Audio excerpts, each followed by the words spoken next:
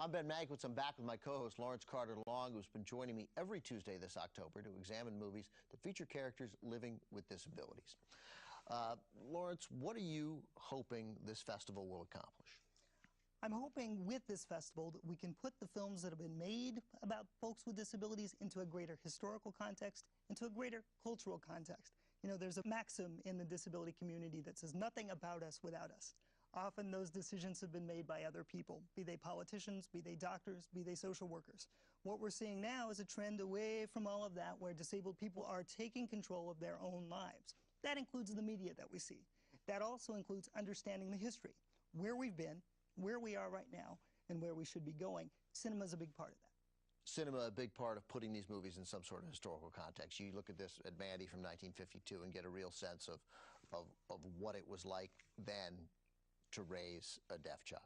Yeah, exactly. What it was like then, what were the images that people were seeing, what were the stories that people were being told? If you had no contact, outside contact with, let's say, another family that had a child that was deaf, where did you get your information? You couldn't go to the internet. You know, unless you were in a bigger city, you probably couldn't find some sort of support group or a hospital. So the information you got was largely informed by the movies that you saw, right, by the stories you were told. And if these were the types of stories you were told, these were the options that you felt were available to you.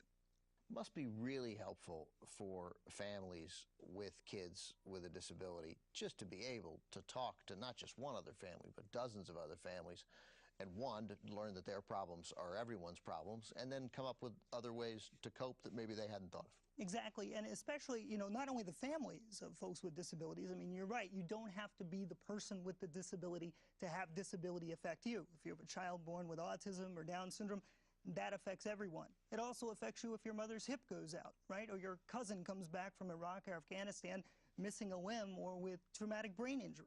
Also, unlike any other minority, disability is the only minority you can join in an instant. Superman falls off the horse, boom, you're in the club. Right. There's no Disability 101. There's no place you can go to learn how to readapt not only to the environment that you've taken for granted, but the body that you now inhabit.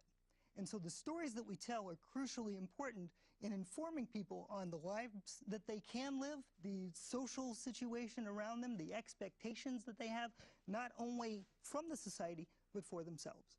Every conversation we have, Lawrence, you get just a little bit smarter. Thanks very much.